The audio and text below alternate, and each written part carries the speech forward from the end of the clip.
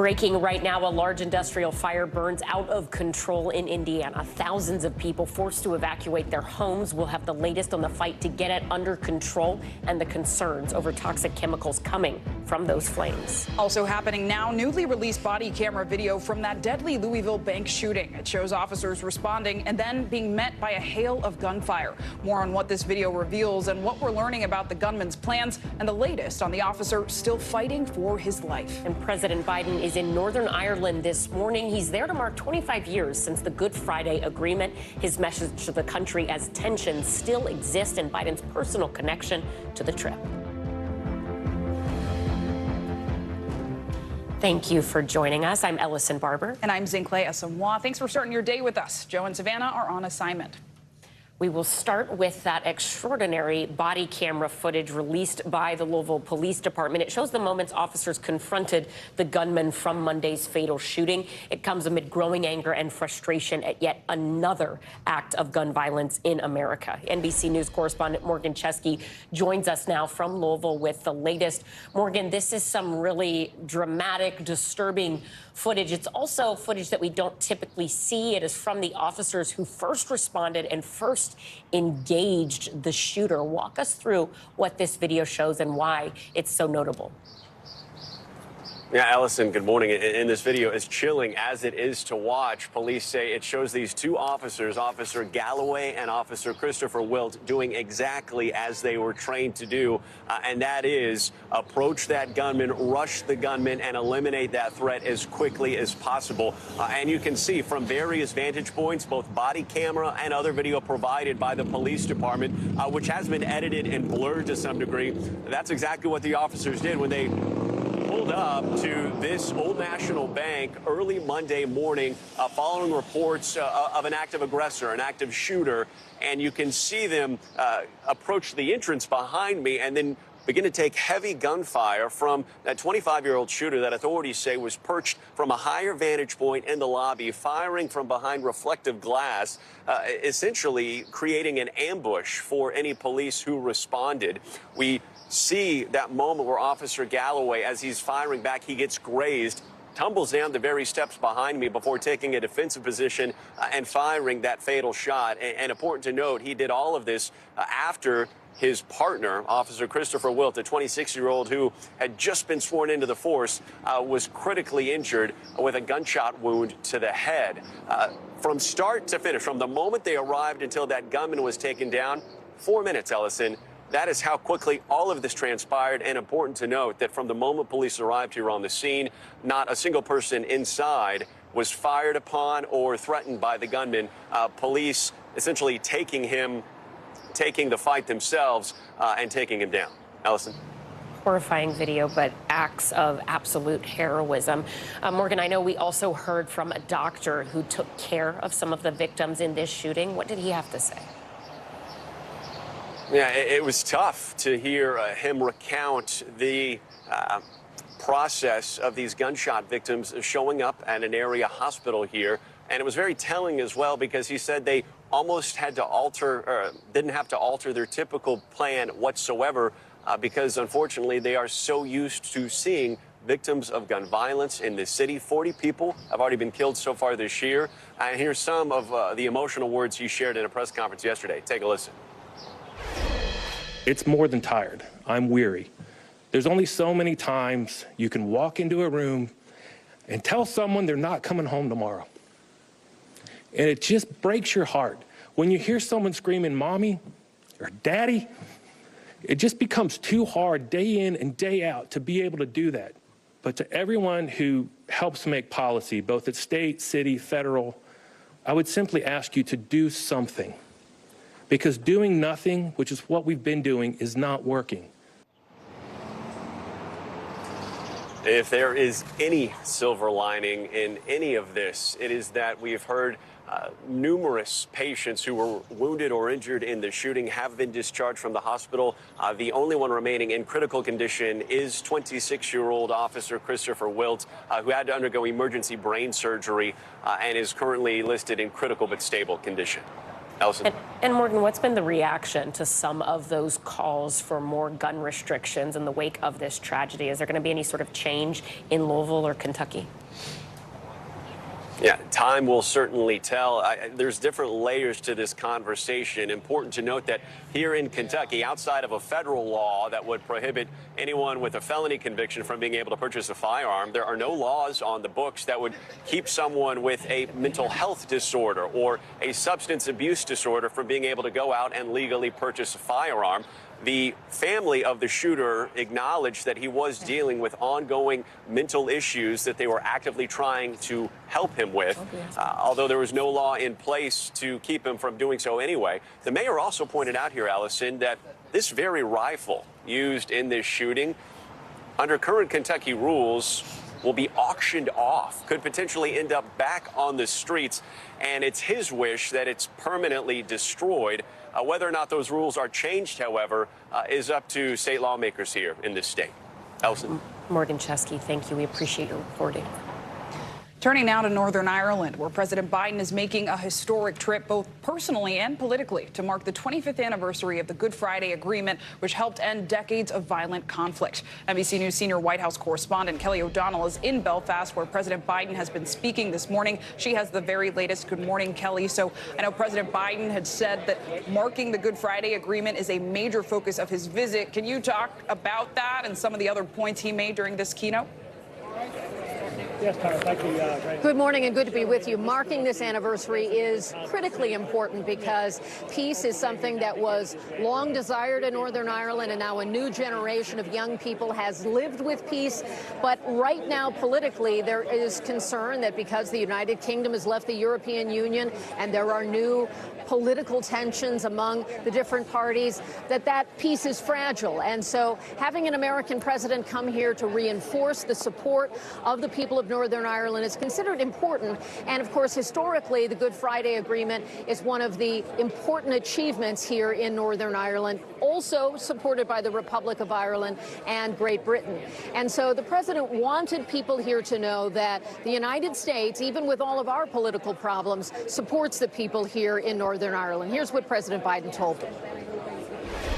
Supporting the people of Northern Ireland, protecting the peace, preserving the Belfast Good Friday Agreement is a priority for Democrats and Republicans alike in the United States, and that is unusual today because we've been very divided on our parties.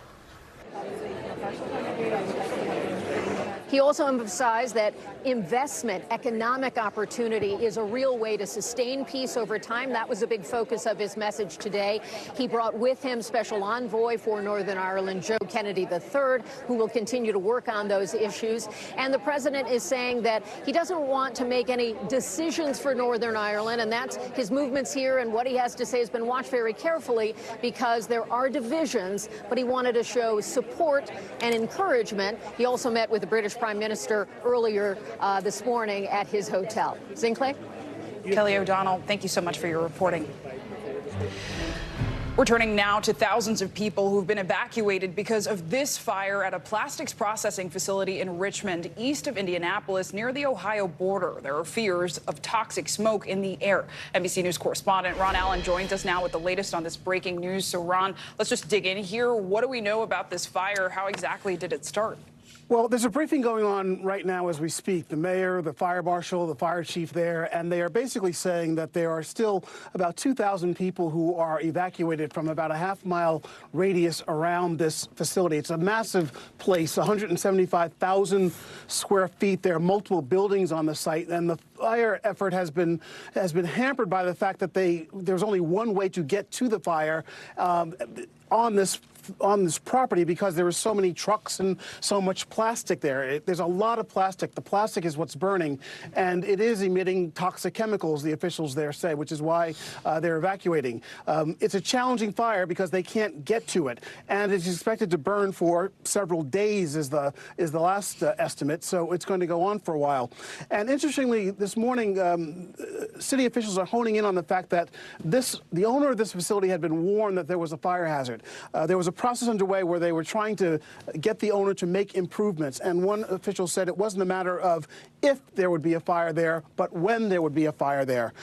So there's that as well. But for the moment, unclear how it started. Firefighters in a nearby firehouse saw the fire before they even got a call about it and started racing there. And it apparently started near or in a truck that was parked near the facility that was either arriving or leaving from the facility. It's unclear, but that's one clue that officials have noted, that there was a truck filled with plastic where the fire apparently seemed to be starting. However, again, you see it's a massive plume of toxic smoke over this community, about 2,000 people evacuated, and it's going to burn for some time as the firefighters there struggle to try and put it out. They say it is contained, meaning it did not spread to a nearby neighborhood, but still that neighborhood has been evacuated, and they're going to assess the evacuation order depending upon which way the smoke blows. Now it's blowing in one direction, but the weather could change and more residents could be affected. So it's an ongoing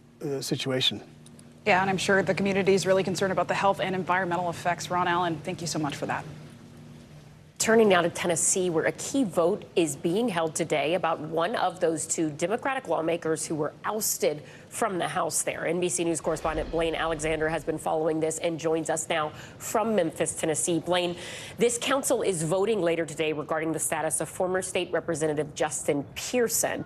What are we expecting to happen? Well, we're expecting to see a number of things, Ellison. One, this is a specially called meeting. 13 commissioners are coming together to fill this recently vacated seat. He needs 7 of those votes in order to be sent back to Nashville. A couple of commissioners have already come out and said publicly that they do intend to support him. So we're certainly going to be watching to see how that goes. But there are a number of external things that we're watching as well. For one, about an hour and a half before this meeting begins here at 1:30 local time, we're going to see a sort of rally of sorts at the Civil Rights Museum nearby. It's the Lorraine Motel, the place where Dr. Martin Luther King Jr. was killed. They're going to hold a rally there to support ousted Representative Pearson and then march over here to the commission building. The other thing is that we could very likely see public comment here, and there's no time limit on just how long that could stretch. But the big thing, of course, Ellison, that we're watching for is the vote to see if he is sent back to Nashville and back to his seat from which he was expelled last week. And Blaine, the other guide, I guess, if you will, is the fact that the other ousted Representative Justin Jones, he was sworn into the state legislature again on Monday. Do we think that we are going to see something similar here? And explain to us what happens next in terms of Jones holding his seat. Is it everything back to normal, or are there going to be additional elections? Yeah, every indication, Ellison, is that he will be sent back to his seat on an interim basis. You know, this is something where, you know, this is the council members, 9 of them are Democrats, 4 of them are Republicans, the commissioners, rather, I should say. So certainly very likely that we'll see a similar course there. And then he'll be sworn in relatively quickly, we expect, so that he can be back on the House floor for session beginning tomorrow morning at 9 a.m. But to the second part of your question, you're right. This isn't the end. These 2 representatives would only be back on an interim basis. There still has to be a special election. That's something that the governor sets the calendar for, sets the date for. We would expect it to happen sometime later this summer. And every indication, again, is that they would accept those nominations, they would run for their old seats, and they would likely win them back, Ellison. You know, Blaine, we can't forget this is all politics right now, but this started because of a very simple reason. You had a school shooting, an elementary school, children dying, and a lot of people saying, hey, we want to see something change. That's what these lawmakers were involved in. Is there any indication that there will be legislative changes in this state? Well, it's something that the governor is calling for. Republican Governor Bill Lee, first, he signed an executive order yesterday that essentially strengthens background checks. I want to tick through a couple of things that does. One, it requires criminal information to be entered in 72 hours, for that to be reported to the Tennessee Bureau of Investigations, and also that they have to examine, the TBI has to re-examine the current process for which guns are purchased and issue some sort of report on that within 60 days.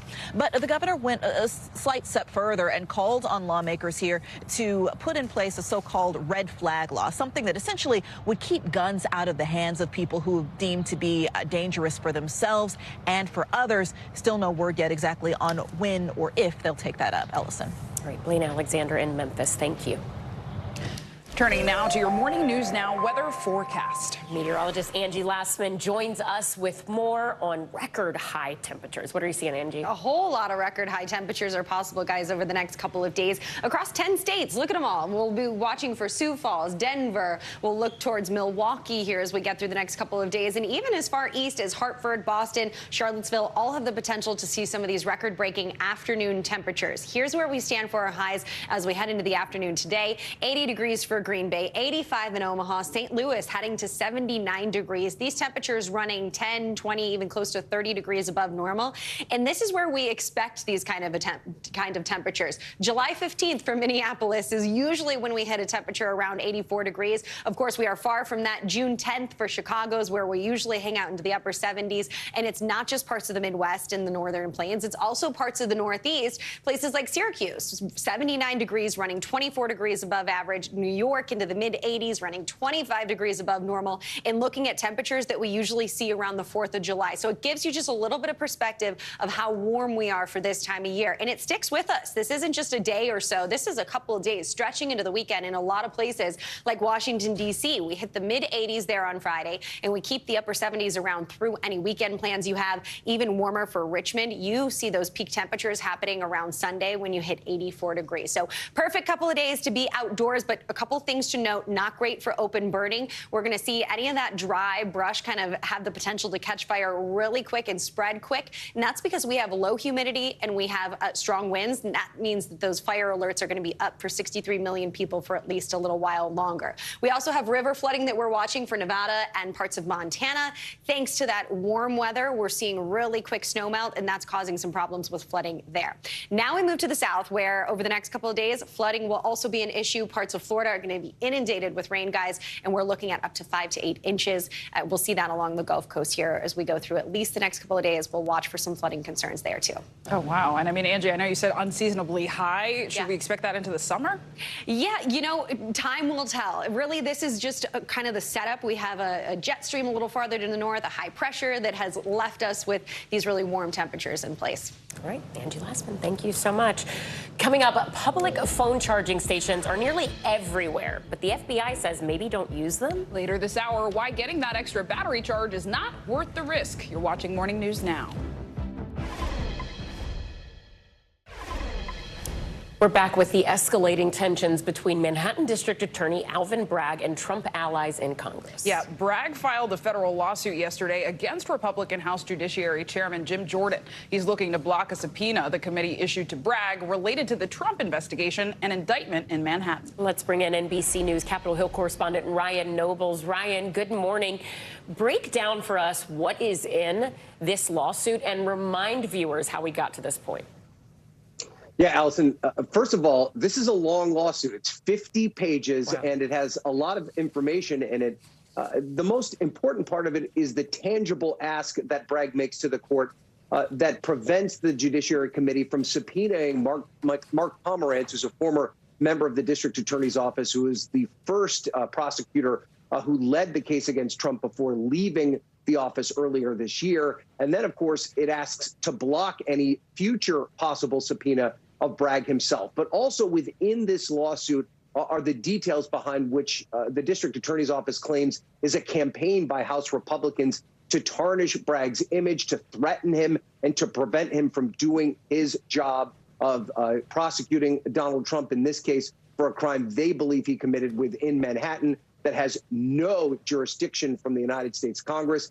So they're trying to lay down the line here, and it shows that Bragg and the Manhattan District Attorney's Office is not just going to take the attacks from Jim Jordan and House Judiciary Republicans lying down, but they are going to fight back.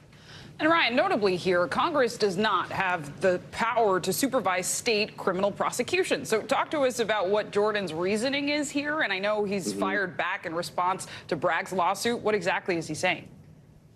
Yeah, and that's such an important point, Zinkley. And the way that the Judiciary Republicans are trying to get at this is claiming that they have oversight over the federal funds that the Manhattan District Attorney's Office takes advantage of as part of their budget. Now, the District Attorney's Office has said that the federal funds that they use, their federal grants, aren't specifically involved in this particular prosecution. But Jordan claims that he wants answers regardless. He said in a tweet yesterday, first, they indict a president for no crime. Then they sue to block congressional oversight when we ask questions about the federal funds they say they used to do it. Now, Zinkley and Ellison, we cannot have this conversation without reminding our viewers that Jim Jordan himself was subpoenaed by the January 6th Select Committee and essentially ignored that subpoena, did not respond to that subpoena. Now he's on the other end of this, issuing these subpoenas, and is expecting his targets of the subpoenas to comply in a way that he never did. And Ryan, really quickly, last 10, 15 seconds here, what should we expect next? Is there going to be a hearing soon? Yeah, there's a hearing that'll happen later this month. The judge has already declined a temporary injunction to prevent the ask from Bragg against these subpoena requests to go into effect. So we'll have to see what happens at that hearing coming up in the next couple of weeks. All right, great information, Ryan. Thank you so much. Thank you. Turning now to international news, Italy has announced a state of emergency over a wave of migrants. NBC News foreign correspondent Claudio Lavanga joins us now from Rome with that and a whole lot more. Good morning. Alison Zinkley, good morning. That's right. Italy declared a state of emergency yesterday after what they say was a sharp rise in migrants arriving across the Mediterranean. Now about €5 million funding will go toward this effort. The Ministry for Sea and Civil Protection says the state of emergency should last about 6 months. Now to Myanmar, where a devastating airstrike has killed at least 100 people. This happened yesterday, just north of the country's second largest city. A witness said a fighter jet dropped bombs onto a crowd of people, including children. Many in the crowd were gathering for a ceremony put on by opponents of army rule. The military is using these airstrikes to combat an active fight against their control. Finally, let's go to Mexico, where an ancient scoreboard has just been discovered. The circular stone was used to track points in a ritual ball game played by Mesoamerican people. Archaeologists say it could date between 800 and 900 AD. The stone, weighing about 88 pounds, shows ancient hieroglyphic writing. Archaeologists working with the piece are calling it an especially rare find, and a team is now working to preserve it, guys. So fast. Yeah, pretty impressive scoreboard. Yes. Love to see that. 88 pounds. Can you imagine trying to just get that up out? No, thank you. Good workout, though. Claudio, thank you so much. Coming up, an emerging threat. New this morning, a warning from the president's drug czar about a new mix of drugs that's led to a startling spike in overdose deaths. And driving up the stakes, the new standards that are being rolled out today to speed up the transition from gas to electric. That's next on Morning News Now.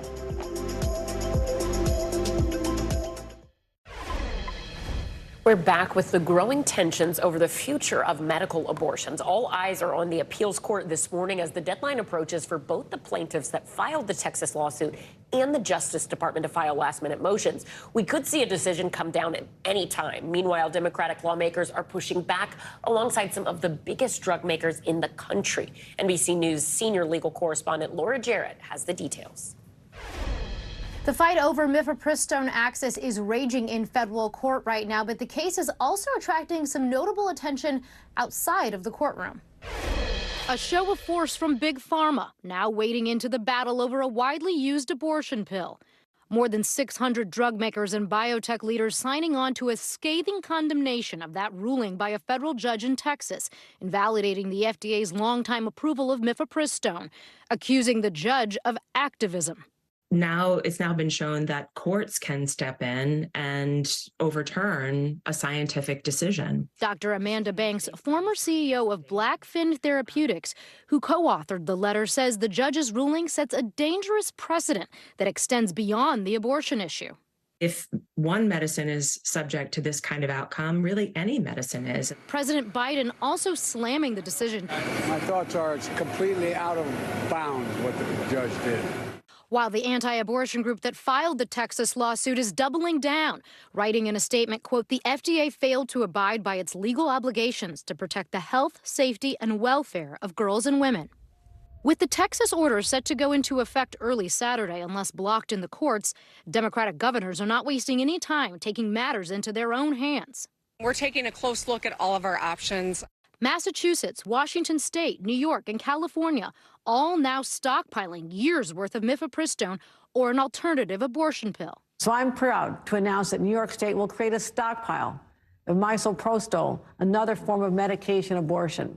It's all in preparation for a decision that would apply nationwide. Our thanks to Laura Jarrett for that report. The appeals court is expected to deliver a decision after midday today. If no decision comes down, the Department of Justice will likely rush to push the case up to the Supreme Court. And we have more medical headlines now. In our weekly checkup, we're taking a closer look at the deadly toll opioid use disorder has on mental health. Plus, with serious concerns over vaping, why one flavor of vapes could actually be more damaging to your health. So let's dig in with NBC News senior medical correspondent, Dr. John Torres. Good morning, Dr. Torres. So before we get to the studies, we want to start with the growing fentanyl crisis. This morning, the director of the Office of National Drug Control Policy actually declared that fentanyl mixed with an animal tranquilizer is an emerging threat. So what do we know about what's being called tranq, and what does this mean for the Biden administration? And since the drugs are declared an emerging threat, what that means is the government now has 90 days to come up with a policy and 120 days to give guidelines to agencies on how to handle this. But what is happening here is this drug tranquilizer known as xylazine, which is used for horses, lambs, cows, animals, has now been moved over to the human community, and it's being used to adulter fentanyl, which adulters other types of drugs as well. And we're seeing huge amounts of this sweep throughout the country. As a matter of fact, in some areas, it's increased tenfold the amounts of overdoses we're seeing because of the xylazine. So the concern is there that this is an emerging threat, could turn into an emergency type situation, and so they're trying to get a handle on it right now. So let's turn, Dr. Torres, to our first study we have here. This is looking at the deadly toll opioid use has on mental health. Research from Columbia University is showing that limiting opioid prescriptions might actually help limit suicide. What's the connection here? And the concern was actually that limiting opioid doses, because over the last few years, they've really talked to doctors about decreasing prescription for opioids, trying to get patients off of it as quick as we can. And what the concern was that people would become desperate and might even use opioids for suicides and increase the suicide rate. But instead, what they found out is that limiting the opioid prescriptions actually lowered the rates of suicide, because 40% of overdose suicides involved opioids. So if they're not as available, they're not going to be able to use them. And people are turning to other alternatives other than opioids for pain control, so that's helping them out as well. The researchers predicted the suicide rate would have actually spiked, but instead it ended up coming down. So what are doctors' orders? Well, first and foremost, have Narcan on hand for you or some loved one, because it could be possible you need that, and then follow prescribing guidelines to get off of it as soon as you can, those opioids. And of course, because you touched on self-harm, I do want to note that if you or someone you know is struggling with mental health and you're watching this, you can reach out to the National Suicide Hotline at 988. Now, I do want to turn to vaping. Research shows that the mint flavor is the vape of choice for many teenagers, but a new study is suggesting that that flavor specifically could actually be worse for you. Why is that? And a lot of people use this mint or menthol flavor because it's smoother on the throat. It doesn't hurt as much as regular smoke when you're inhaling a cigarette. But this flavor actually ends up having more particulates and produces more toxins than those that don't have the menthol flavor in them. On top of that, researchers found that menthol vapors actually ended up taking shallower breaths, and they think the reason they did that is because they had poor lung function. They weren't able to breathe as well as those that didn't use menthol vapes. So again, big concern here. So what are doctors' orders here? Well, first and foremost, you want to steer clear of flavors, because flavors themselves we now know have more particulates. And try and quit. There's a variety of ways to quit. One of them is right there. 1-800-QUIT NOW can help you with methods and with actually prescription drugs that could possibly help you quit as well. All right, Dr. John Torres, thank you. Thank you so much. And this morning, the Biden administration is taking new steps aimed at battling climate change. The EPA will roll out strict new emission standards later today. These new standards will require automakers to speed up the transition from gas to electric vehicles. NBC News correspondent Tom Costello has more on what we can expect. They're among America's fastest-selling cars. Average price, an eye-popping $58,000. Electric vehicles, EVs, make up 7% of new car sales. Now the Biden administration wants to accelerate the green revolution with tougher emission standards. And industry sources say requiring that EVs make up at least 54% of automakers' new car sales by 2030, 2/3 of sales by 2032. Running on a cleaner grid, making and inventing the technologies that are going to power the future. Automakers are already investing billions to transition from gas to electric. General Motors CEO Mary Barra. The quicker we can bring everyone along to EVs, the better it's going to be for climate. We've seen the green revolution firsthand from the assembly line. 3,000 pounds of lithium-ion cells helping the Hummer to accelerate from 0 to 60 in 3 seconds. To the front line. Eventually, they want to take their whole fleet electric. Just 2 years ago, automakers agreed that EVs would make up half their sales by 2030. Now the industry says the new White House goals aren't realistic. Writing in a statement, this requires a massive 100-year change to the U.S. industrial base and the way Americans drive. And there are a lot of things that have to happen to get us to a full EV culture, including raw materials, charging stations, and the electric grid to power it. For now, sticker shock may convince many Americans to stick with their gas guzzlers. Tom Costello, NBC News, Washington. And coming up, an incredible survival story. How a veteran surfer was able to fight off a shark after it pulled him underwater. Plus, it's being called juice jacking. Why you may want to pause before plugging into those public charging stations. Stay with us. You're watching Morning News Now.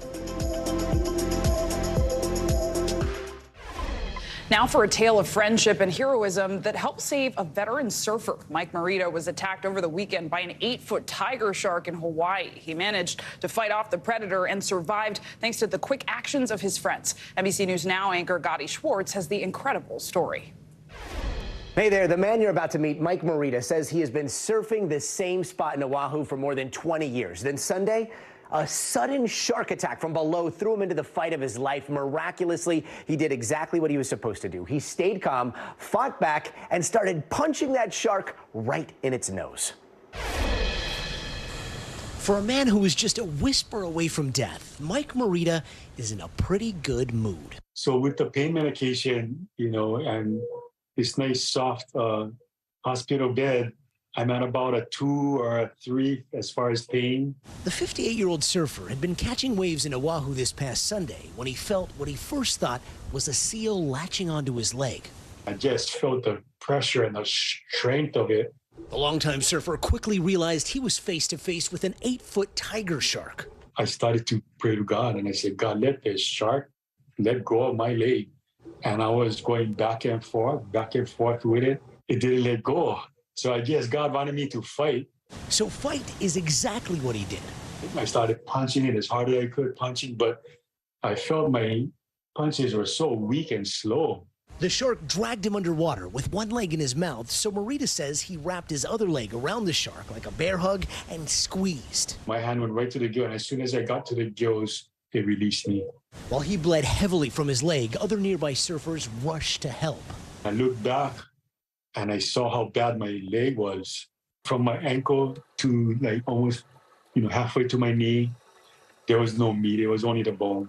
My brave friends, they saved my life because they got the tourniquets on. Without that first aid, lifeguards say Morita probably wouldn't have survived. Very fortunate for this individual, too. The guys that he was surfing with, able to use that leash as a tourniquet, definitely saved his life. Morita says his deep faith is what kept him calm. At no point was I scared. At no point was I thinking that I was going to die. Crediting his friends with saving his life. I cannot believe the courage my friends had because I'm getting attacked and they paddled towards me. They are my heroes. Now, unfortunately, Morita lost his right foot in that attack and is getting ready to go into surgery again this week to try to save as much of his leg as possible. But look, Morita is one of those unstoppable spirits. He says he's not only at peace, he can't be more grateful for his friends that saved his life, and he also can't wait to get back in the ocean. Back to you. So glad he's safe. Gotti Schwartz, thank you. A federal judge has denied a request by Theranos founder Elizabeth Holmes to remain out of prison while she appeals her fraud conviction. The 39-year-old was convicted in January 2022 on 4 counts of fraud and conspiracy in connection with her leadership at the blood testing company. Last November, Holmes was sentenced to more than 11 years in prison. She's expected to begin her sentence April 27th. And the FBI has issued a warning for people who charge their phones at public charging stations, commonly found in airports, hotels, and hospitals. Yeah, the agency is warning about something called juice jacking. That's where bad actors are using those charging stations to infect phones and other devices with malware. For more on this, we're joined now by Mark Rash. He's a former U.S. computer crime prosecutor and the vice president of the computer security company Unit 221B. Mark, good morning. Thank you for being here. So this is really alarming. How at risk are we by using these public charging stations? How are these bad agents actually getting access to our devices? And also, is this a new problem? I'll answer the last one first, and it's not really a new problem. There's always been a problem whenever you're connecting a computer, which is a phone is a form of a computer, to something that you don't know what you're connecting to. So this deals with public Wi-Fi, and now what we're dealing with is public access to electricity. Because what happens is when you plug the phone in, you're actually connecting your computer or phone to something that you don't know where it came from. So the cable itself contains a chip that can be used to steal information, or you're just plugging it into what amounts to another computer, and it's sucking out data or infecting you with malware. So it's always been a theoretical problem. It has always been something that security people have been aware of. It's not a major problem. It's not happening in droves, but if you want to be careful about it, you can just use a power supply like this and just plug it into your own power supply. Yeah, Mark, a little more on how do you protect yourself, even if this is something that's rare. So many of us live on our phones that it feels like you just have a lot of information there. You want to be as careful as possible. Is there anything you should physically look for before you plug in to a public charging station? Is there any sort of setting on the phone where it can ask, are you sure, or anything like that that you could tap into here? Sure. So the first thing is there's usually nothing you can look for on the device. It's just going to look like a USB plug. And that's by design. If you're going to be a hacker and you're going to create a corrupt charging station, you're going to make it look like a regular charging station. So a physical inspection usually isn't going to find anything. If they're corrupting an existing charging station, maybe they've taken the plate off, maybe there's some loose wires, but probably not. The second thing to look for is your cable itself. We've seen an explosion of cables that are fake cables. And in the cable itself, there's a chip. And that chip can be corrupted, and that can be the device that's used to steal the information. So it's both the power supply and the cable that you make sure that you get genuine authorized cables, and then you plug it into your own brick instead of plugging it into a USB port at an airport or something like that. Now, most phones have, like the iPhone, for example, when you plug it into somebody else's computer, it will ask you, do you want to trust this computer? So when you plug it into a charging station, if it's asking you, do you want to trust this? The answer will always be no. There's no reason you should be getting anything out of that charging station other than electricity. And if your phone is asking you to trust it, it means you're getting something more than just mere electricity. Yep, that's what we call news you can use. Thank you so much, Mark. Thanks, we appreciate it. Now let's get into some financial news. Warner Brothers Discovery is adding a new service to the streaming world. All right, here comes another one. CNBC's markets reporter Pippa Stevens joins us now for this and other money headlines. Good morning, Pippa. Good morning. Well, Warner Brothers Discovery will unveil its new Max streaming service at an event this afternoon. It combines HBO Max and Discovery Plus, and there will reportedly be multiple subscription plans. That includes the ad-free plan for $16 per month, which is the same price as the current HBO Max. There will also be a cheaper ad-supported tier that may cost $10 per month. The new Max could launch as soon as the next month or two. Meantime, Elon Musk says Twitter will remove the legacy blue check marks on April 20th or 4/20.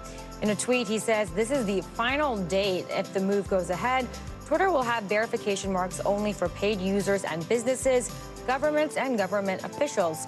Twitter Blue costs $8 per month if you sign up through the web and $11 if you subscribe through iOS or Android devices. And IKEA has a new virtual interior design service that brings in a professional to pick out your furniture. It costs $99 per room or $299 for a business setting. It's accomplished digitally over 3 video calls after you book an appointment and fill out a wish list to help IKEA figure out your needs. The designer will build a mood board, map out your space in 3D, and work with you on furnishings, materials, and lighting. You can also use IKEA's TaskRabbit service to take the plans and build them out in your own home. I have never been one of those people that can build my own IKEA furniture. So. Oh my gosh, I know. Yeah, forget the design. Could we have an informational video? But I gotta say, I'm pretty handy. So if y'all ladies need help, good to know. Pippa Stevens, thank you so much. All right, tax day is fast approaching, and if you have not started yet, you have a few extra days to get it done. But just a few. The deadline to file your returns is next Tuesday, April 18th. That's because April 15th falls on a Saturday this year. Joining us now is Mark Stieber. He's Senior Vice President and Chief Tax Officer at Jackson Hewitt Tax Service. Mark, good morning. Thank you for joining us. All right, let's start with the question that I thankfully don't have right now, but some people do. If I haven't filed it, what do I need to do? Well, first, don't panic. There's still 5 whole days and 16 hours. And you've got 60 million friends with you lining up in the queue as of about a week ago. So it is important to pay attention to the deadline. You do not want to miss that. There's late filing penalties, late payment penalties, and there's still plenty of time and plenty of resources, but lots of changes. So if you're going into it with, I'm just going to cookie cut last year's tax return, that's probably a big mistake. As is, I'll get to it this summer. I'll kick the can down the road. Also a big mistake. And Mark, I know you wrote an article on Jackson Hewitt's website talking about why our tax returns may be a little smaller this year. No one ever likes to hear that. What are the reasons? It's unfortunate, but it's really an adjustment to the pre-pandemic amounts. So when I say they're lower than last year, which was higher because they put in a bunch of things to help people out. So they're down about $2,900 for about the 70 or 80 million people that have got refunds so far. About 3 out of 4. And so I don't want to mislead people. Still a nice, healthy refund, $3,000, 3 out of 4 people getting it,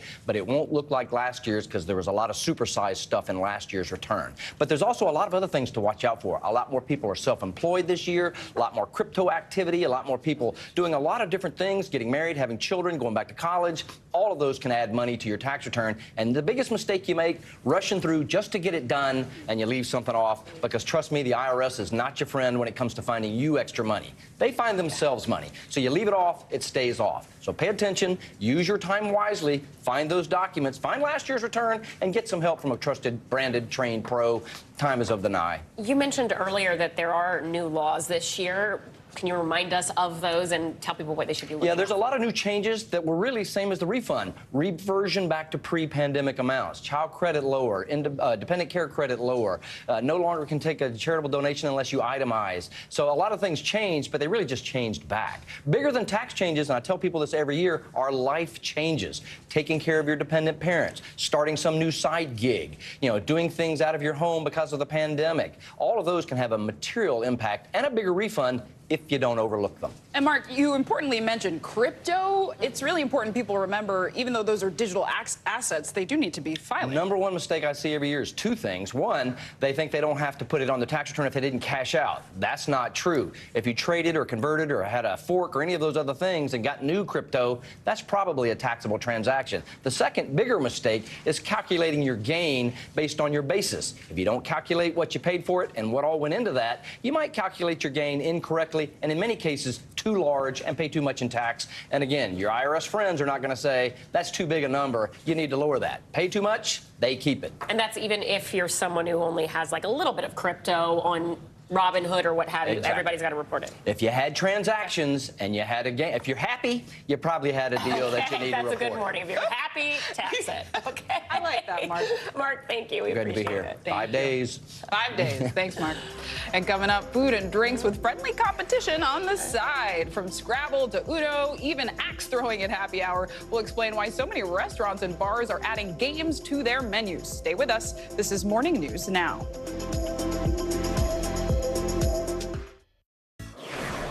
We're back now with today's Good Talker, a story that has everyone buzzing. Marvel actor Jeremy Renner has made a victorious return to the red carpet after a snowplow accident in January. With the help of a cane, the actor arrived with his family at the premiere of Rennervations, his new Disney Plus reality series. During his press interviews, Renner used a motorized scooter to assist him. The actor had said he was determined to make the event and was still recovering from his injuries, but we always love to see our favorite superheroes on the mend. Yes, absolutely. No matter how he's getting right. It's amazing that he's back out and at it, and seems like he's in good spirits. Yes, so which we love we're to see. happy for him. Yes. All right. So for skateboarders, if you're a skateboarder out there, finding somewhere to skate can be as hard as landing your very first ollie. So a group of athletes in Navajo Nation got some help from none other than skateboarding superstar Tony Hawk. NBC News correspondent Steve Patterson has more. The Navajo Nation is breathtaking, 27,000 square miles of quiet beauty. But for kids growing up here, maybe too quiet. That's why so many are attracted to this sound. Navajo Nation loves to skate. Just check out their president doing an ollie. Friends that come out, you skate, you challenge one another, and you keep each other accountable. But the reservation itself has been a skateboarding desert. Kids had to find a ride dozens of miles away just to get their wheels running. 12-year-old Cheyenne has been doing it for years. I just like doing it because it's fun. It teaches me to be more active. These remote communities need more opportunities to have outdoor recreations. Something skaters could call their own became a community's cause. And with assistance from an organization called the Skate Park Project and its famous founder, Tony Hawk. Thank you for bringing change to this community. The Dene Skate Garden was set in concrete. How important is this to have an outlet, especially for kids in a community that's been less served traditionally? I think it's hugely important, especially in a community like this.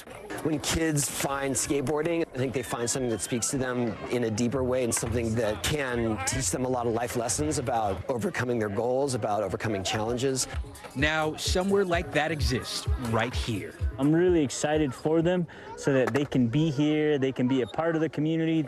A place of pride, a culture of tradition, now embracing the great sanctuary of skate. Steve Patterson, NBC News, Navajo Nation.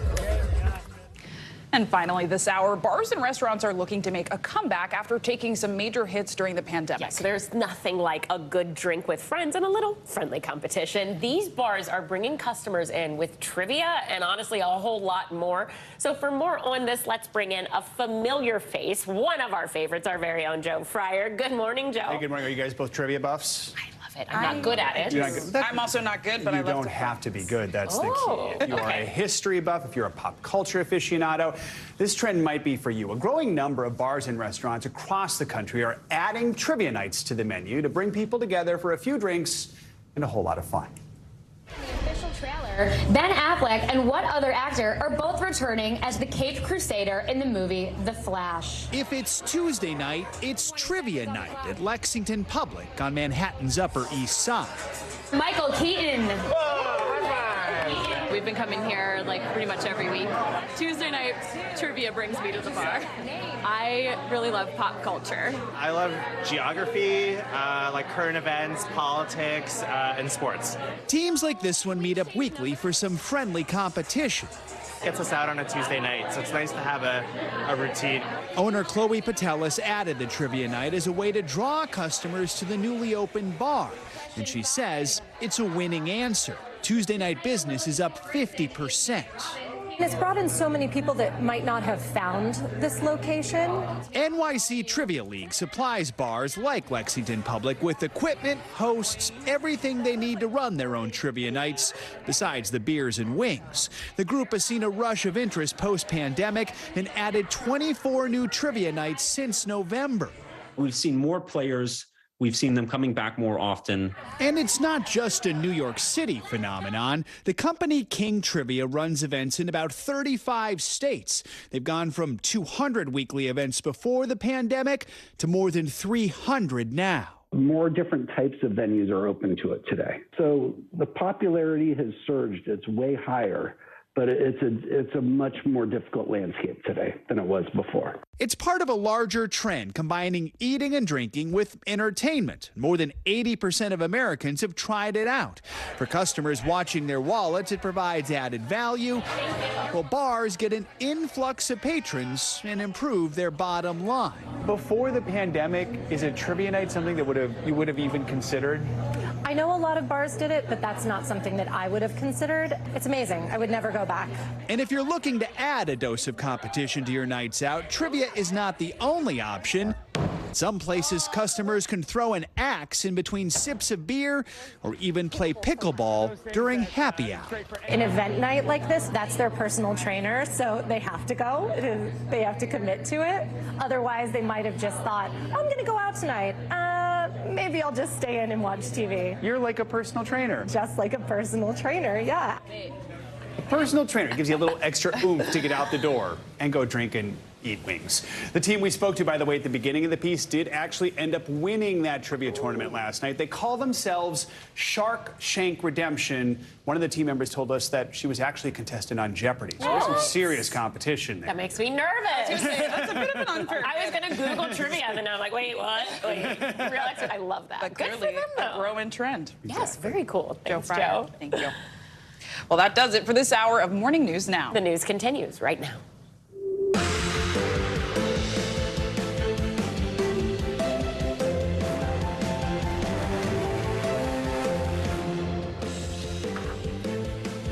Good morning. I'm Ellison Barber. And I'm Zinklea Samwa. Joe and Savannah are on assignment. Right now on Morning News Now, evacuation order. Breaking this morning, a massive fire at a plastics recycling center in Indiana is burning out of control. Towering plumes of toxic black smoke pouring into the sky, with thousands of people ordered to evacuate. We'll have more on the growing concern over air quality as firefighters say the flames will likely burn for days.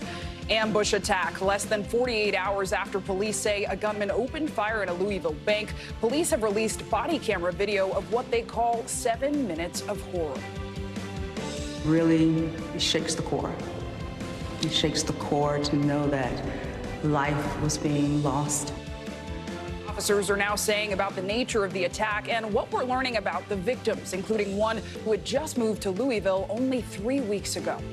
Decision day. Just days after being expelled, a second Tennessee lawmaker could soon make his return to the state house. We're live in Memphis ahead of today's critical vote and the impact it could have on the battle over gun laws.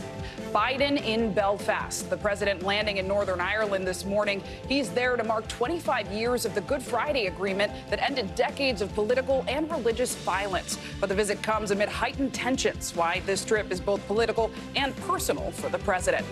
And super bloom. After record rainfall hammered the West Coast, a colorful surprise is lighting up California. We're taking you inside the spring surge that has lines at state parks looking more like lines at theme parks. And I got to say, I've actually seen them firsthand, so I'm very excited for that story. Good. Yeah, I love to see that. I love when it's like everyone's excited to be outside and do things. Especially with this warm weather, which we'll get to later this hour. All right, so we begin, though, with breaking news out of Indiana this morning. That's where a toxic fire is burning, forcing thousands of people to evacuate. Yeah, that fire started in a tractor trailer before quickly spreading to a nearby plastics facility. NBC News national correspondent Gabe Gutierrez has the latest. This morning, firefighters are battling a massive blaze at a warehouse in Indiana that led to the evacuation order of more than 2,000 residents. Toxic fumes and smoke floating over the city of Richmond for more than 12 hours. Fire officials say the blaze broke out Tuesday afternoon at a plastics recycling processing facility. Right now it's just a trailer, but it's spreading fast. The fire reportedly starting in a tractor trailer on site, quickly engulfing the rest of the plant and spewing thick plumes of black smoke. It was fully loaded with unknown type of plastics. The blaze becoming so large it could be seen from space. The National Weather Service tweeting this satellite image. Residents within a half-mile of the fire are being ordered to evacuate, while those just outside the half-mile radius are being asked to shelter in place and turn off HVAC units. A precaution because officials are increasingly concerned over what chemicals may be in the air. The smoke is definitely toxic. As the wind changes, we may change the direction of the evacuations. Officials say the cause of the blaze is under investigation, but there are questions surrounding the history of the building and its owner. He has been warned several times. We do have an unsafe citation that was issued to him. We knew it wasn't a matter of if, it was a matter of when this was going to happen. As firefighters work around the clock on a potentially dangerous inferno that could burn for days. It's a big enough fire, it's going to burn a while.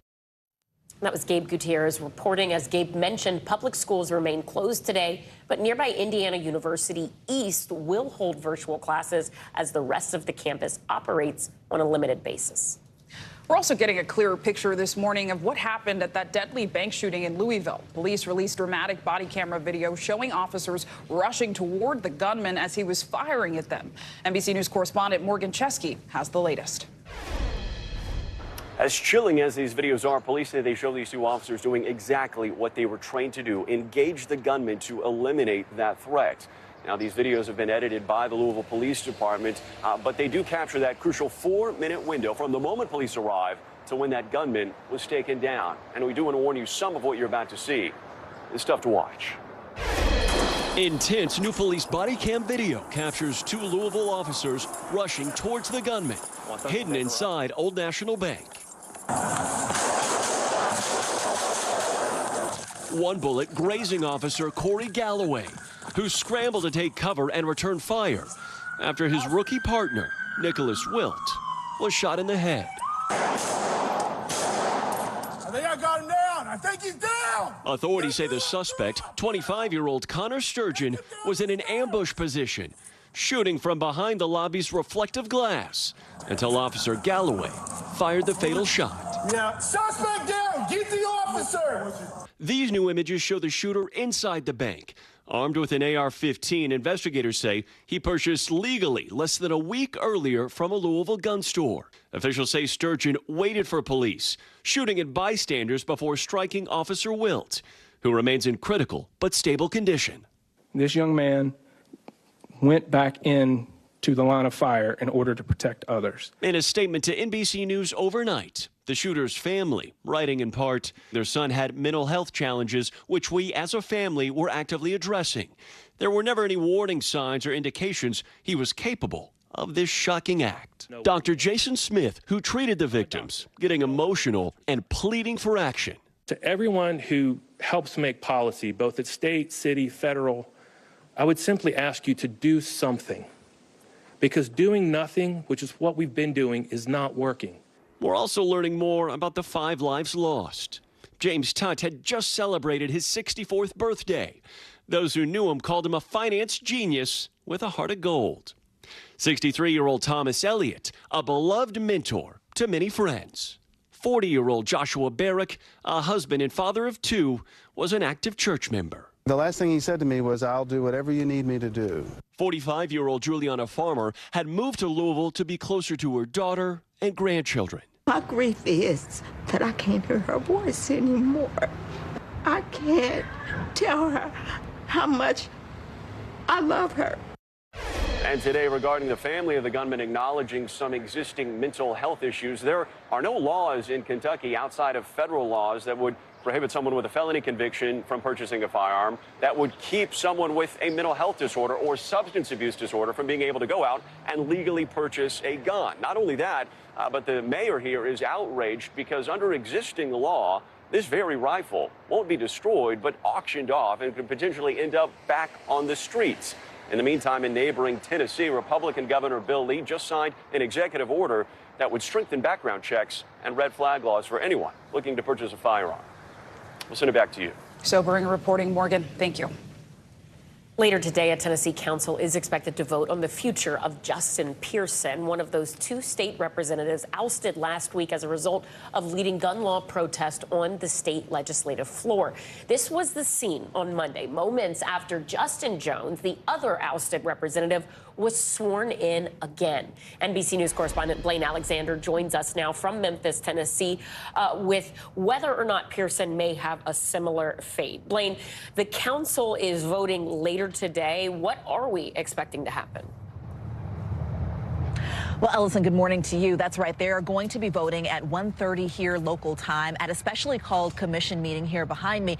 It is going to require 7 votes of the 13 commissioners in order for Pearson to be sent to the seat from which he was booted last week. And already a couple of commissioners at least have come out and said that they publicly plan to support him. Now, he's also going to be walking into that meeting today with a public show of support.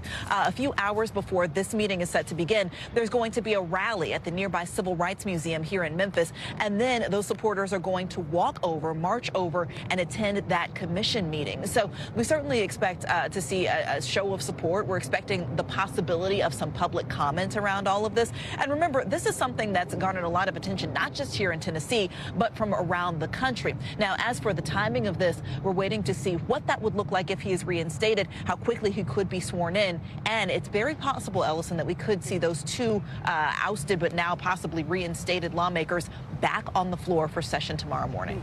Wow. The second person, Representative Jones, who was sworn back into the state legislature yesterday, is he fully back in office? Are all of his responsibilities as they were 3-4 days ago? Well, he's there on an interim basis. And so what that means is that, yes, the council sent him back there, but there still has to be a special election. The governor has to decide when that's going to take place, likely in one of the summer months to come. But remember, this is something that he has said that he fully plans to run for his old seat. Pearson, if he is appointed on an interim basis, says that he'll do the same thing as well. Already, Democrats here in the state are raising money to help make sure that they get those seats back. And all indications, Ellison, are that they will, because remember, they're running for the same seats that they recently just won not too long ago. And all of this series of events, it stemmed from protest over new gun laws following that horrific school shooting last month. We understand Tennessee's governor signed an executive order that relates to tightening gun laws. What can you tell us about that? Yeah, absolutely. So Governor Bill Lee did sign an executive order yesterday, essentially strengthening background checks for people who purchase guns. He also made a strong call to lawmakers here in the state. He wants legislation to take up with a so-called red flag law, essentially something that would keep guns out of the hands of people who have been deemed dangerous to themselves or a danger to others. Here's what he said when he signed that executive order yesterday. Take a look. If we're going to get something accomplished that's here to date been incredibly difficult, if not virtually impossible to do, it's going to require coming together, laying down our previously held positions potentially, and it really is just going to require finding the things that we agree upon together and moving forward with those things, and I suspect the chairman will do that. Now, as for finding things to agree on, that's what he was saying. Remember, the legislature here is led by Republicans, both chambers. It's still yet unknown, whether or not they will take up that legislation and what that could possibly look like before the end of the session. Ellison. All right, Blaine Alexander, thank you for your reporting as always. And this morning, President Biden is kicking off a historic trip to Ireland, and it's a visit filled with both political and personal significance. The trip is timed to mark the 25th anniversary of the Good Friday Agreement, which helped end decades of violent conflict in Northern Ireland. NBC News senior White House correspondent Kelly O'Donnell is traveling with the president and has the latest from Belfast. A blustery Belfast arrival for President Biden, a journey about roots, both political and personal. Greeted by the United Kingdom's Prime Minister Rishi Sunak. New this morning, the president and prime minister spending one-on-one time together.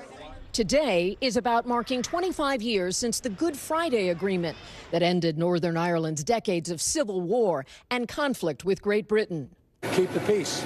That's the main thing. And it looks like we're going to keep your fingers crossed. Joined by Joe Kennedy, the special envoy for Northern Ireland, part of the president's message will be that economic development is crucial to maintain stability here.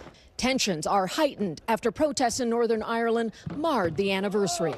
The word people tend to use when they talk about the peace in Northern Ireland is fragile. Turning back to the U.S., a new verbal round in the 2024 presidential race, with former President Trump reacting to these comments from President Biden to Al here on Today, that Mr. Biden plans to run for re-election. Help a brother out. Make some news for me. I plan on running, Al, but we're not prepared to announce it yet. The former president asked if he expects President Biden to stay in the race. I watch him just like you do. And I think it's almost inappropriate for me to say it, but I deal with other people. I don't see how it's possible. Look, I don't think he can. Mr. Trump, who was recently indicted on felony charges in Manhattan and faces additional criminal investigations, also says a potential conviction would not deter him from his own campaign. No, I'd never. It's not my thing. I wouldn't do it. Back here in Belfast, the president is speaking at Ulster University, and part of his focus will be on that economic message as an important part of the next phase of the peace process. He will then head to Dublin and be in the Republic of Ireland. He'll be meeting officials there, but he will also venture to County Louth and County Mayo, and part of what they have waiting is to welcome back a distant cousin, a distant relation. And they'll be showing the Biden family and the president some of the genealogical tours and some of the family roots of the Biden family.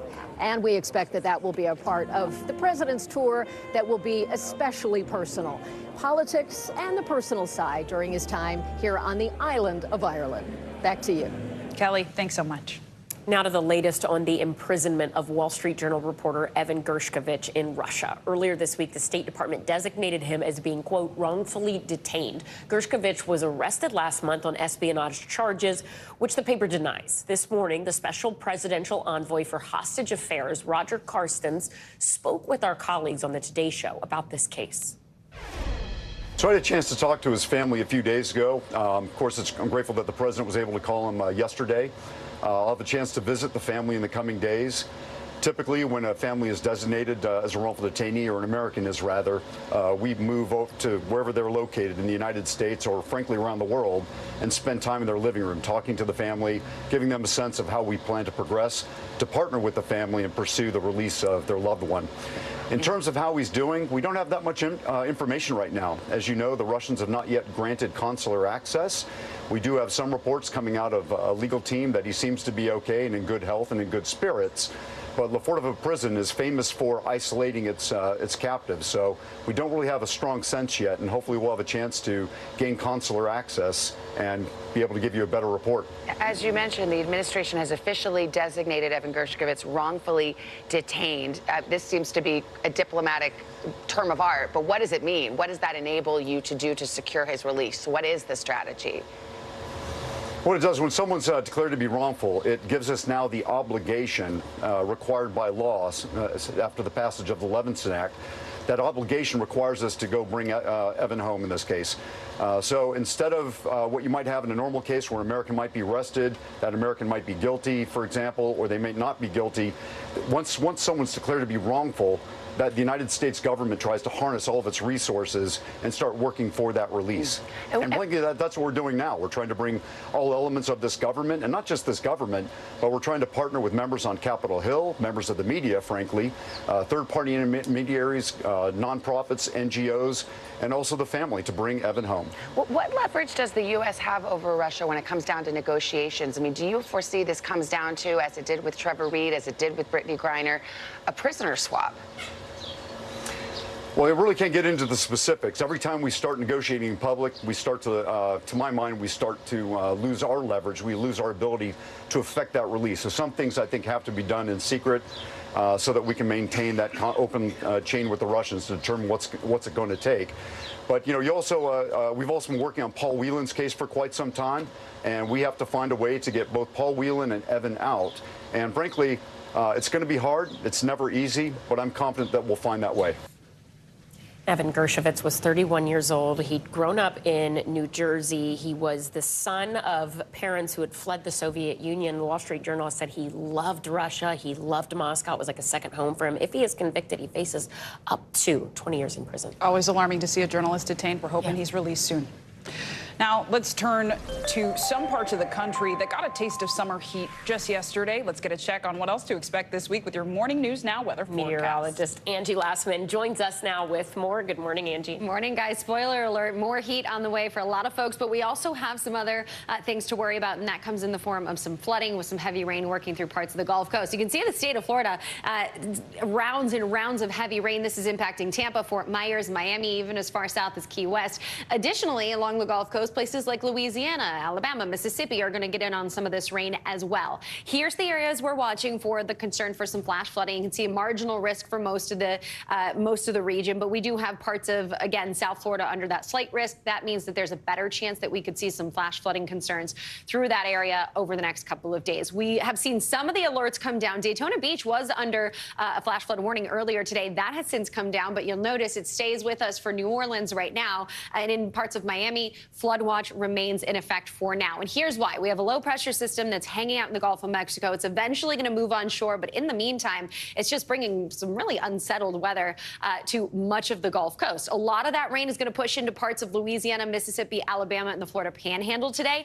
But just off to the east, you can see the rounds of rain that are kind of floating on in over the next day or so. By the time we get into tomorrow, the system moves on shore. We'll start to get some of that rain impacting folks in Georgia as well. Atlanta could be a little iffy for that afternoon commute tomorrow. And we'll also watch for the potential for a few isolated strong to even severe thunderstorms, maybe some damaging wind, maybe some heavy rain, as well as the potential for an isolated tornado. By the time we wrap up the work week and head into Friday, we'll start to see this rain work into the Carolinas. And then by the time the weekend gets here, we'll start to see that moving out and we'll have better, quieter, drier conditions. But between now and then, localized amounts up to 5, even as high as 8 inches. So again, we've already seen super saturated grounds in a lot of these areas. So it doesn't take much for us to see some of that flooding. So we'll watch for that over the next few days. We're also watching for the really warm temperatures. Did you notice it yesterday? In a lot of places across the country, we were continuing to see those temperatures well above normal. And that's the story today, too. Omaha, 86 degrees this afternoon. St. Louis, 79. Nashville at 78. Some of these numbers are very summer-like, and it spreads to the east and stays with us for tomorrow.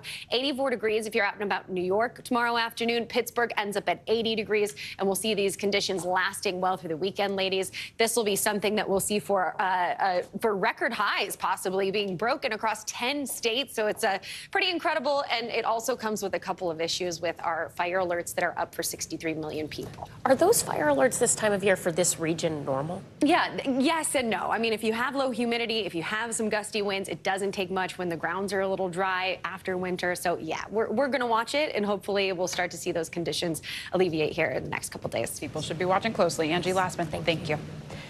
Coming up, congressional leaders have begun receiving classified documents found in possession of former President Trump and former Vice Presidents Biden and Pence. Yeah, up next, we're digging into what that means for the investigation and where things go from here.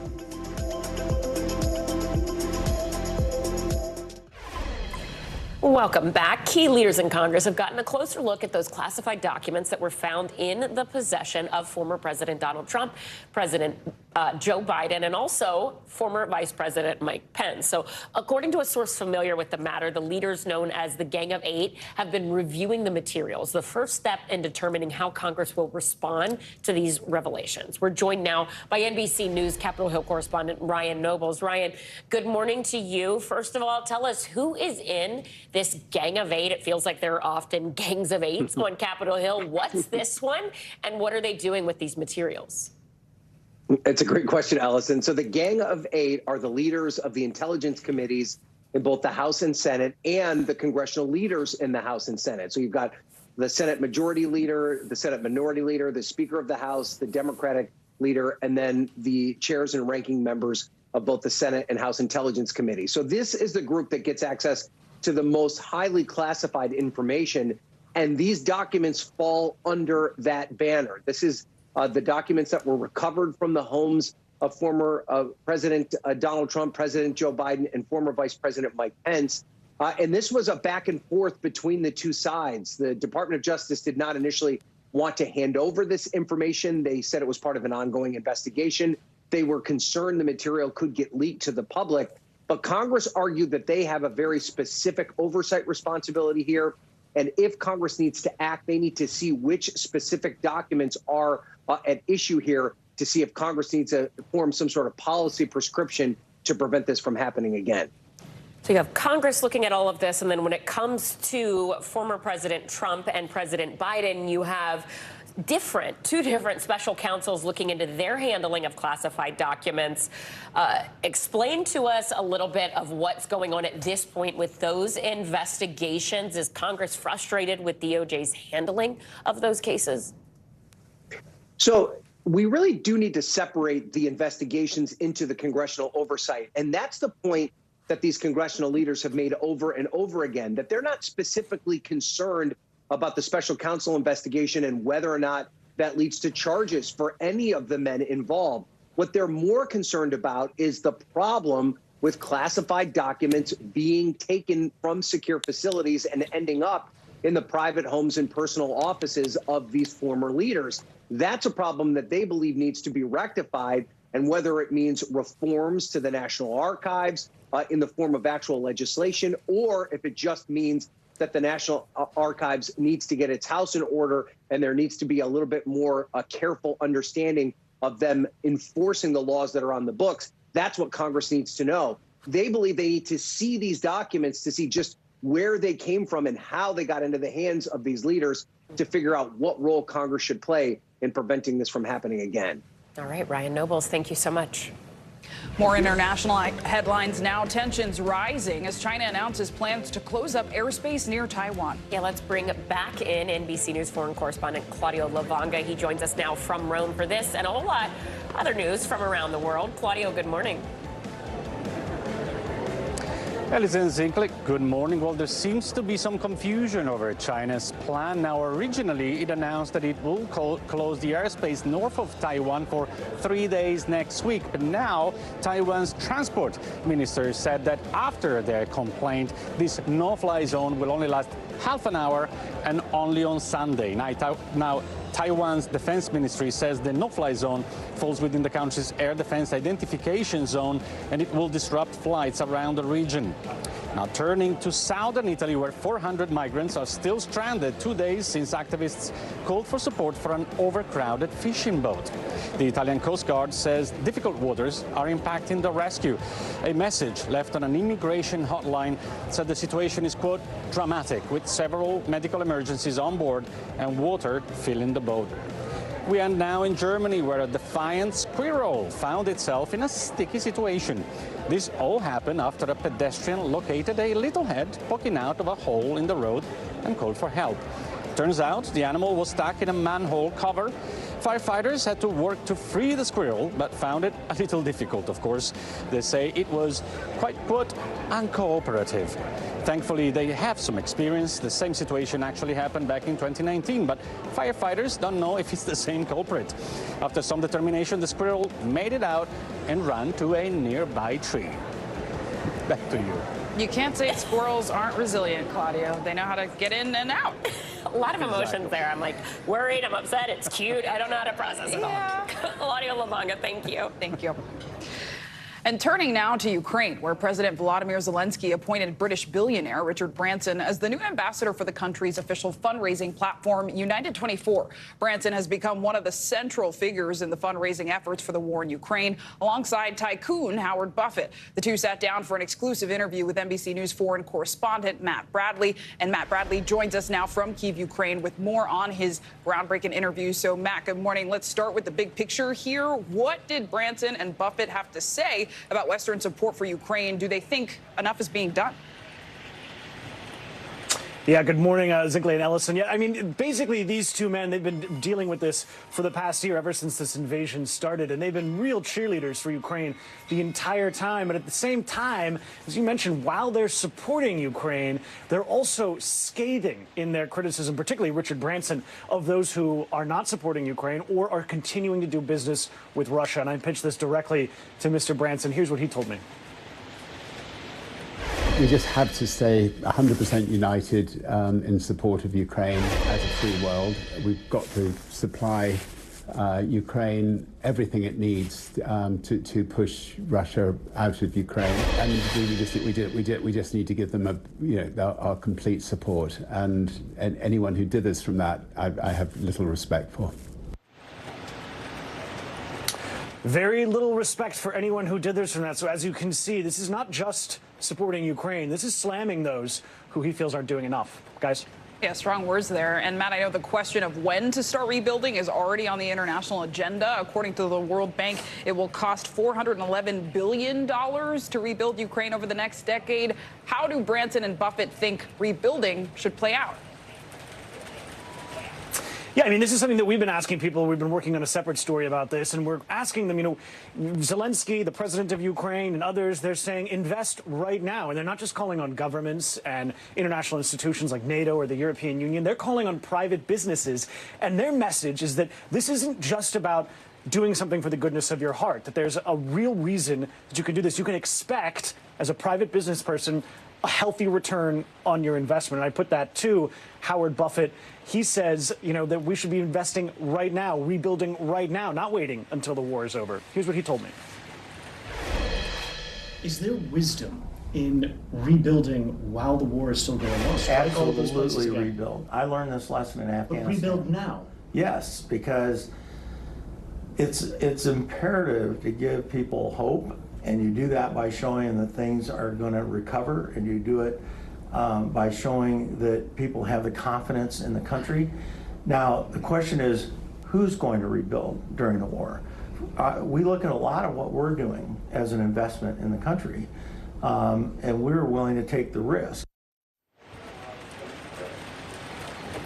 So it's a lot about risk. I mean, one of the things that we've been talking about with folks here is, would you want to reconstruct, say, a bridge or a train line if Russia could simply and very easily just bomb it again? And that's a decent question. And it's one that Ukrainians, of course, they have a vested interest. They say rebuild right now before the war stops.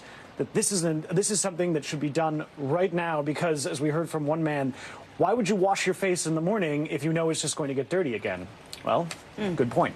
A lot to dig into there. And Matt, I wonder, did Branson have a message here to U.S. businesses about what they can be doing in Ukraine?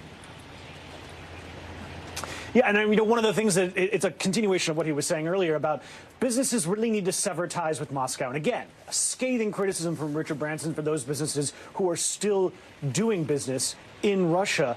But, he was also talking about, again, whether or not you can expect as a private business person to actually get a return on your investment, or whether this is just a sort of, goodwill gesture or something that is playing into lofty notions of defending democracy. And again, I asked Mr. Branson this directly. Here's what he told it.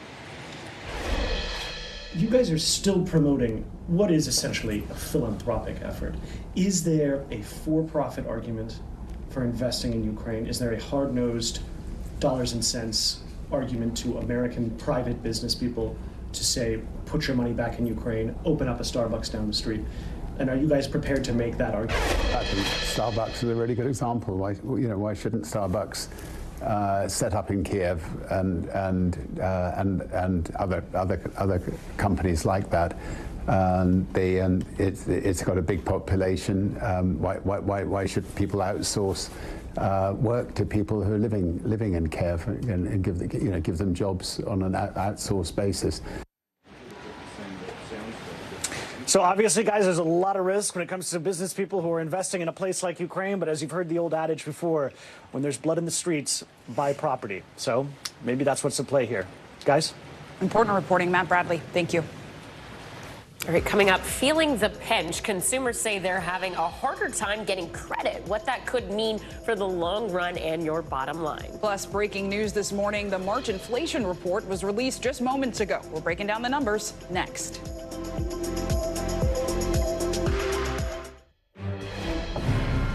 All right, so let's talk about the economy. We've got some breaking data to bring you. That's right. Inflation fell by more than expected in March to 0.1% from the previous month and 5% on the year. So let's break down what this all means with NBC News business and data reporter Brian Chung and Investopedia's editor-in-chief Caleb Silver. Good morning to you both. Big news. So, Brian, let's start big picture. Walk us through what these numbers are showing and how they compare to previous months. Yeah, Zinkley, Ellison, the broad story is that inflationary pressures are still there, but they're alleviating a little bit. So when we take a look at the year-over-year changes in prices, if we look at March, the number came in at 5%. That's how much more things got expensive in March of this year compared to March of last year. And you'll notice that's a slower pace than the 6% that we saw in February of this year compared to February of last year. Again, this shows that prices are still increasing, albeit at a slower pace. Now, where did we see price pressures and where did we see not price pressures? Well, in the food category, some good news with changes essentially not between February and March, prices staying the same for all of those food categories at home and outside of the house. Energy prices continuing to fall, down 3.5% in the month of March. These are monthly comparisons, so this is actually compared to February. And then shelter, the cost of just putting a roof over your head, mortgages and rent staying expensive, but still actually slowing at a pace of 0.6%. That is a little bit lower than the 0.8% that we saw monthly in the month prior. So again, price pressures are still high, but again, to see that headline number coming down is certainly good news. Okay, so Caleb, inflation pressure is still there, but alleviating a little bit. That's what Brian said. Is that your read on this data as well? Yeah, it is. But you see the things that we pay for the most, food and shelter, we can't get away from that. Plus utilities, all of those things cost American households a lot of money. So while prices aren't screaming down, they are stabilizing a little bit, which could make the Fed decide to either pause or just maybe do one more rate hike in just 21 days and 5 hours. Not that I'm counting, but this is what we're watching for. How's the Fed going to respond to this? This looks like the interest rate hikes are working just super slowly. And let's talk about how this is impacting people's wallets. Brian, where are we seeing prices fall the most, and are there any areas where prices are still high or maybe even increasing? Yeah, well, Caleb was pointing out that the things that we spend the most on, like food and like shelter, are still very expensive. But when you look at some categories like meat and eggs, those prices going down over the month pretty substantially. And we also saw that some of the travel categories, as people get out and get ready for summer travel, car and truck rentals went down, although airline fares remain very expensive. Actually, get this, between February and March, airline fares went up by 4%, so it could be very expensive to book a trip this summer. Not a great time to travel. Yeah. Caleb, you mentioned Federal Reserve, 21 days, cool, 5 hours, give or take now. What are you watching for there specifically? And for the average person who isn't tracking this all the time, what should they be watching for out of that meeting? They should be watching any of the interest rates that are floating in their household budget. So if you have a floating interest rate, a variable interest rate, that's going to start to trickle down a little bit, because we may be at the end of those rate hikes. We may have topped out at what we call the Fed's terminal rate. So rates are going to be high. You're still going to be paying a lot, credit card rates, et cetera, but they're going to cool down a little bit as we go into the summer, hopefully. And Brian, briefly here, I know the Fed is also releasing minutes from last month's meeting later today. What will investors be watching for there? Yeah, well, we have to recall that in the Fed's last meeting, which happened a few weeks ago, that they raised interest rates by 1/4 percentage point. Now, that was in response to inflation remaining high, but also in the face of concerns in the banking industry after the abrupt collapses of both Silicon Valley Bank and then also Signature Bank. Now, whether or not those minutes show that some policymakers maybe have preferred to not raise interest rates at all or wanted to get more aggressive with interest rates, or rather with inflation still high, will be very interesting to see. But again, a reminder that those minutes cover a meeting that happened weeks ago and don't necessarily tell us anything about what the Fed might be doing in their next meeting in a few weeks. All right. Well, thank you both for this timely breakdown, Brian and Caleb. Thank you.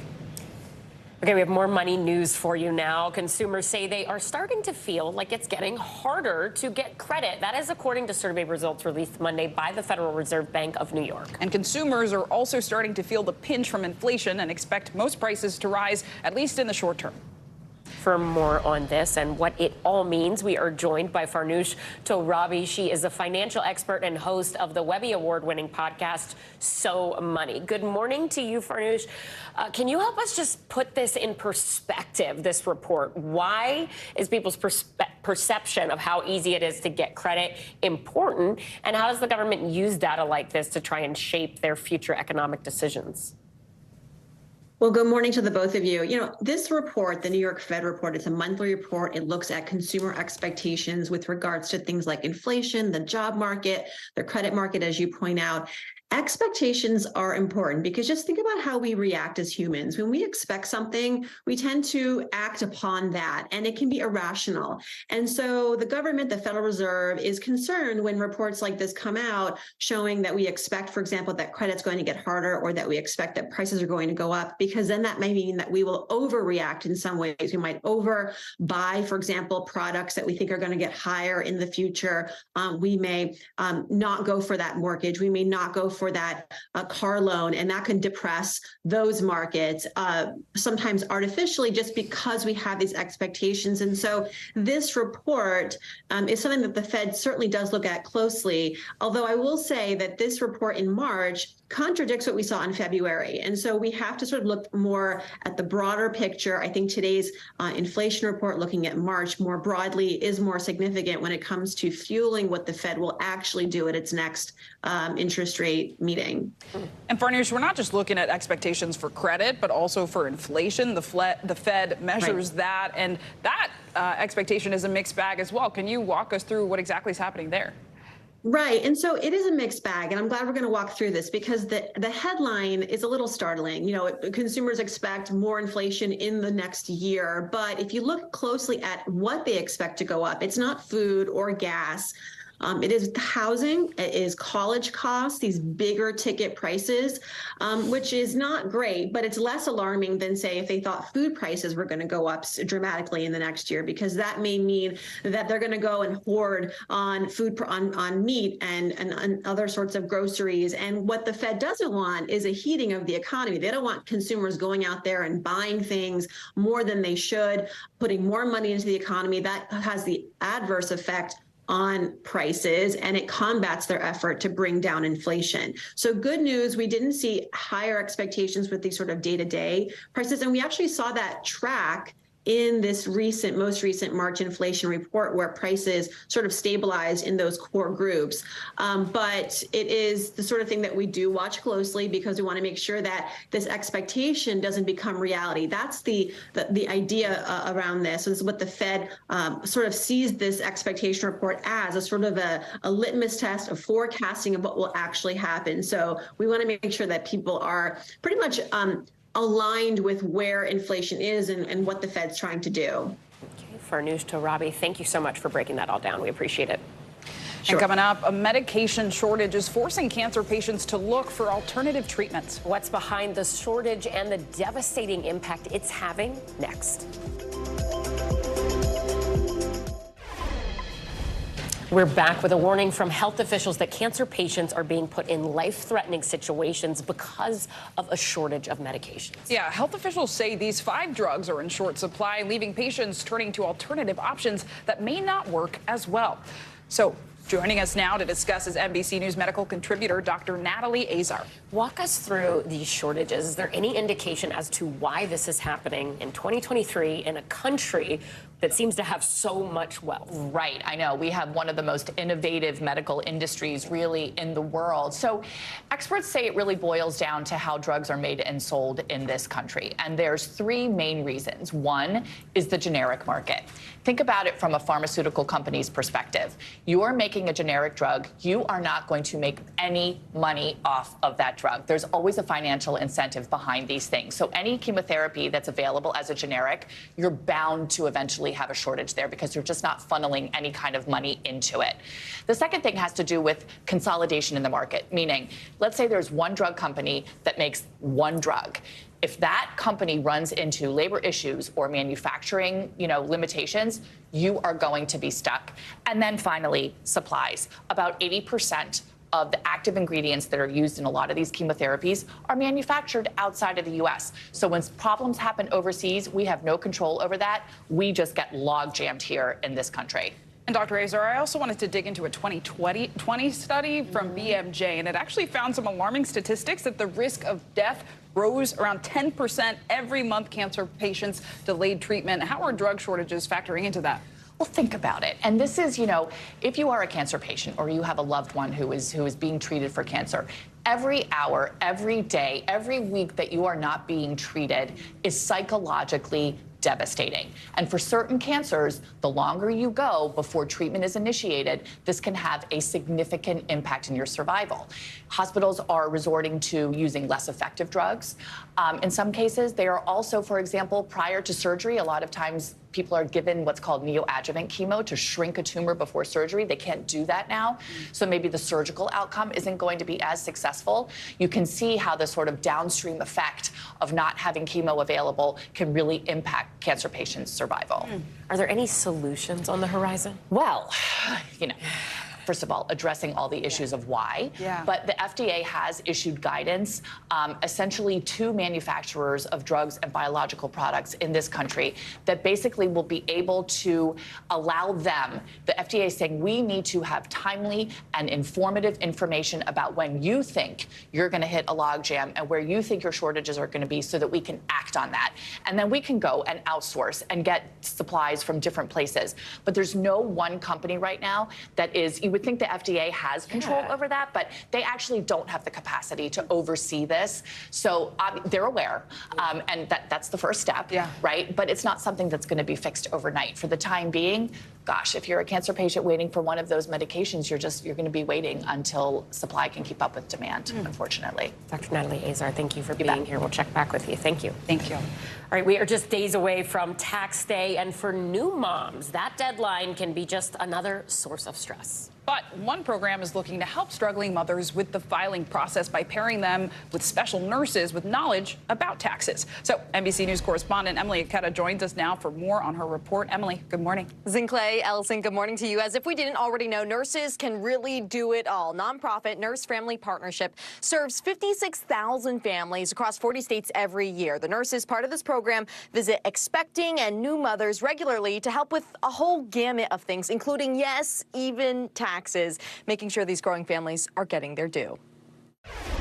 Are you hearing her say things like mama, dada? Yeah. From noting developmental milestones to monitoring blood pressure and helping families budget. Show us how you clap. Amanda Drum, a nurse with Pennsylvania's Geisinger Health, wears many hats. So you're always going to be her first teacher. So. Multitasking is essential to her work through the Nurse Family Partnership, or NFP, a free national program that pairs specially educated nurses with first-time moms impacted by social and economic inequality. She gets impatient when you don't feed her right away. Yeah. First-time moms like Erin Barrios alongside her 9-month-old daughter, Ida. I don't trust a lot of people. And then Amanda, I got a good positive vibe from her. I mean, it seems like you guys have a great relationship now. Yeah, I don't feel like she's my nurse, though. More than a nurse. That's really special. Amanda has been there from the very beginning of Erin's pregnancy, and those regular visits will continue through her daughter's 2nd birthday, prepping the young family for every scenario, even taxes. Would you ever have anticipated you stepping into the role of tax preparer in a way? Never. Amanda says the benefits can be life-changing. No, I would say that to my clients. You know, you could be eligible for $4,000, $5,000, $6,000, $7,000, you know, for your refunds. Is this something that you would be interested in? Of course, you know, the responses you get are, oh my gosh, how do I do this? Last year, nurses like Amanda walked 1,000 families through NFP's partnership with Let's Get Set, a fintech startup that focuses on helping lower-income families with their taxes. Founder Claire Hersick estimates every year families miss out on $12 billion in unclaimed tax credits, unaware of perks like the child tax credit, the child and dependent care credit, and the earned income tax credit. You hear these forms, W-2, 1099, it feels like a different language. Why is it so important to simplify it for people? Tax time is this moment where the government is actually giving you benefits in your tax refund. And so it's so important that families understand how to navigate this process so they can successfully get that money. I got Ida a new car seat and a stroller. Erin never got more than a few $100s in her refund. This year, it's nearly $7,000, more than she's ever had in her bank account. It's a life-changing amount. I know I would have got a nice refund amount, but if I didn't get what I got, I don't know what I would do with half the bills that I had to pay for. For Amanda, care for these families means making them both medically and financially healthy. My passion is women and babies, and knowing that I'm going to make a difference in their life, knowing that I'm someone that they can rely on, it's empowering for me. So tax experts say new parents are one of the groups at highest risk of missing out on money in their refunds because they're newly eligible for additional tax credits. Some don't know they exist, which is why educating families on what's out there is so important. The other thing to keep in mind, guys, after you file your taxes, double check your 1040. Think of it as your receipt in a way. That way you can see if you got the credits successfully. That's good. We just got that from a tax expert, too. Tax Keep it advice. accurate. All right, Emily. Thank you. Coming up, in bloom, record-breaking storms have created a colorful explosion in California. Up next, we're taking you inside the super bloom that's attracting visitors from all around the world. We end this hour with a wildflower.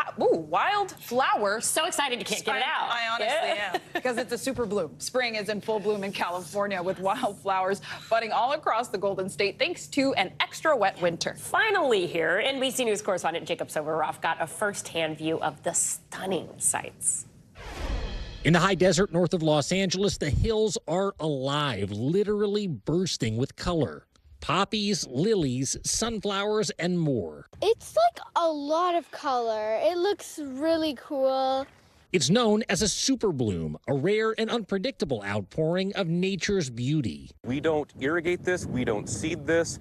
About the only thing that we do artificially is manage the invasive species. The way you get a super bloom is to have a bunch of dry years followed by a really wet one, because in those years of drought, you got seeds that don't germinate and they're all just sitting out here. And when we get the rain like we did this year, it creates the perfect conditions for a super bloom that looks just like this. And thousands of visitors from all over the world are coming to experience the magic. I would say it's absolutely amazing. Like, it's so many different flowers. But anyone dreaming of rolling in the flower beds for a selfie should reconsider. Park rangers say this is a delicate ecosystem that needs to be protected. The plants themselves are fairly fragile. If they get crushed, it is very unlikely that they will continue to bloom and grow seeds for the next year. For people who are watching us and thinking about coming out and walking through the fields and taking a selfie, your message to them is? So the message to them is don't doom the bloom. If you step on the don't doom the bloom. That is an official hashtag. We'll reference that as much as we can. During the 2019 Super Bloom, also dubbed the Poppy Apocalypse, theme park-style crowds forced officials to limit the number of visitors to some areas. In state parks like this one, going out of bounds comes at a cost. You don't want to cross the sergeant if you're coming out here to take selfies, everybody. I've written enough tickets this year. I'd prefer not to write more. Is that true? You can really get a ticket if you're walking in? Absolutely. Don't worry. You can get fantastic shots from the road. And the Super Bloom is happening all over the state, from Northern California to the desert. When you see it ablaze in color like this, it reminds you of, just how beautiful and important it is. The Golden State in rare spring form after a wild winter. Our thanks to Jacob Soboroff for that reporting. And remember, as incredible as these flowers are, people are being asked not to pick them because not only do they wilt almost immediately, but they also destroy an entire seed bank left unable to reproduce for next year. So don't ruin the flowers. We all want to see them. Don't ruin the flowers. All right, that does it for this hour of Morning News Now. The news continues right now. Thanks for watching our YouTube channel. Follow today's top stories and breaking news by downloading the NBC News app.